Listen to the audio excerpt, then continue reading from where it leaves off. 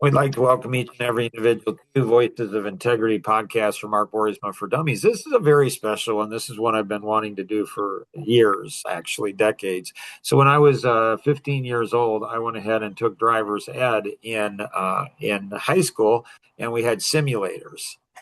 And I'm telling you, I mean, this one's going to be a short one, just maybe 10 minutes. And so I'm going to teach people how not to die. Okay.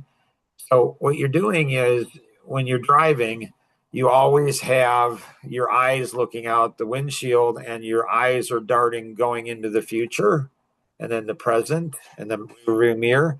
So you're very, very attentive on the road. Very, very attentive. Very, very attentive. You're not distracted with children. You're not distracted with something else. You're not looking down. Your eyes are fixated. Why? Because you have a 3 to 6,000 pound steel going at up to 60 miles an hour. You are a killing machine.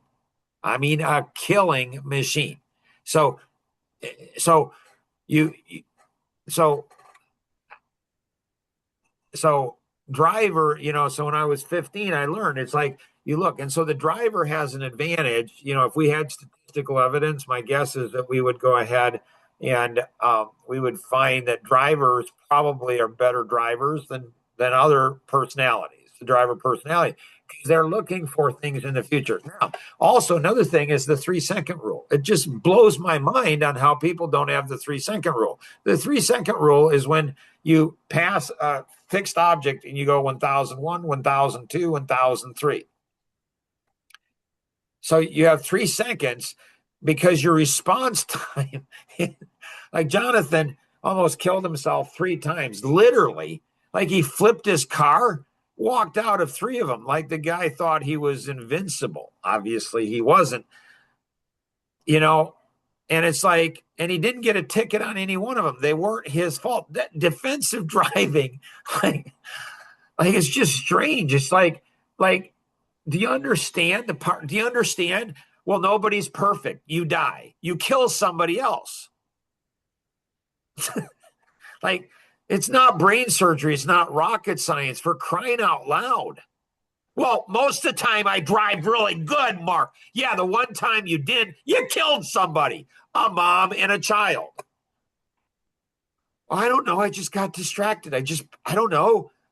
Like there's something that's called a non-alcoholic alcoholic, and they just black out. I don't know. They just like space out. They're just spacey people. And it's not just blondes. like, like I'm just saying, like, they can be some of the best drivers in the world. You got to pay attention. You don't get a second chance. You don't get another try.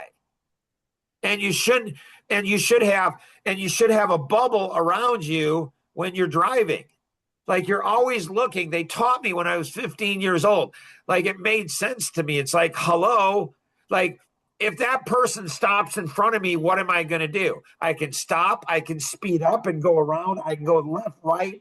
Like, how am I? So you anticipate what's going to happen before it happens. You just do. You just do.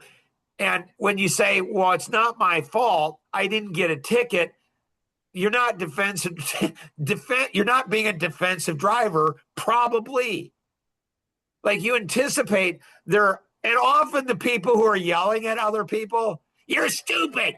You're stupid. I can't believe they just hit me. Oh, those people are the worst drivers in the world. They just are. I'm just telling you, they just are. They're the worst drivers. They don't, like, it's crazy to drive with people. And I'm like, are you paying attention to the road? Or that person just cut me off. Did you not see that they did? Like, do you not get this? Do you not understand? Like, it's just crazy to me.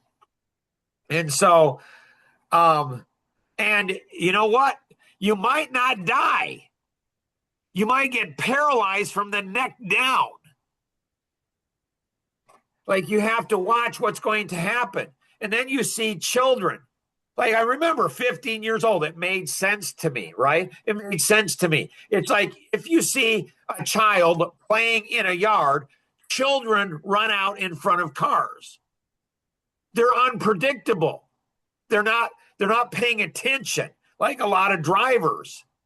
You have a child that's not paying attention, and you have a driver that's not. People die. They just do.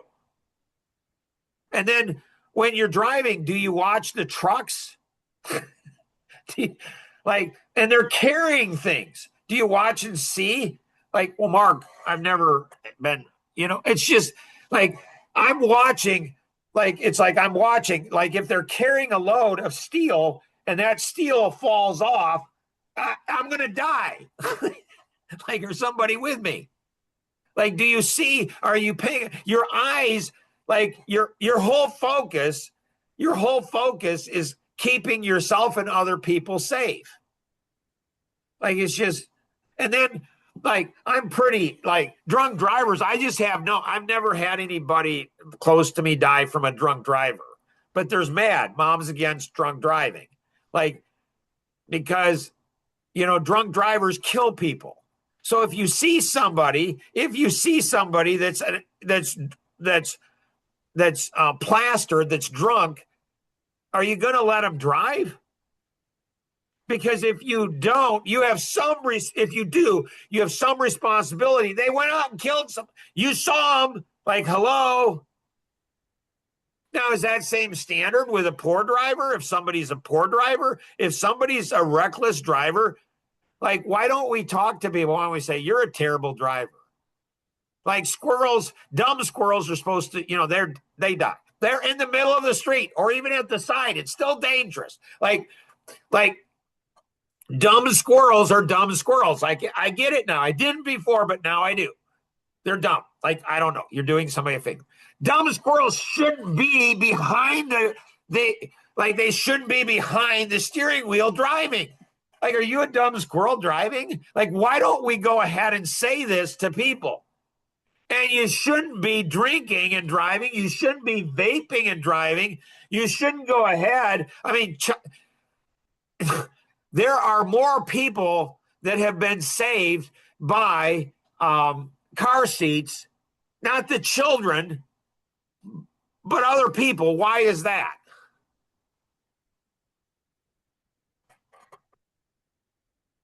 Because when I was growing up, there were no car seats. The kids were all over the place. And it's fascinating to me. Like, if you're a mom and your kid's in the car seat, trust, they're not going to starve to death. They're not going to starve to death. They don't need a drink right now. Pull off the road. Don't go ahead and be looking at them. You're putting your child and other people at risk. Like, I don't know. Like, it's pretty important to drive safe. And why people don't is boggling to me. And why people don't point it out to other people, it's boggling to me. And why people get in accidents and they don't learn. Like, they don't learn from the accident. It's like, are you kidding? Like, it's just, it doesn't make any sense. Nice chat. I don't know, do we call it fireside chat with Mark Boersma for Dummies? I'm like, so Elaine, any thoughts, questions you have? No, I don't think I do. Nor any questions, thoughts you have? No. Anita, any thoughts, questions you have?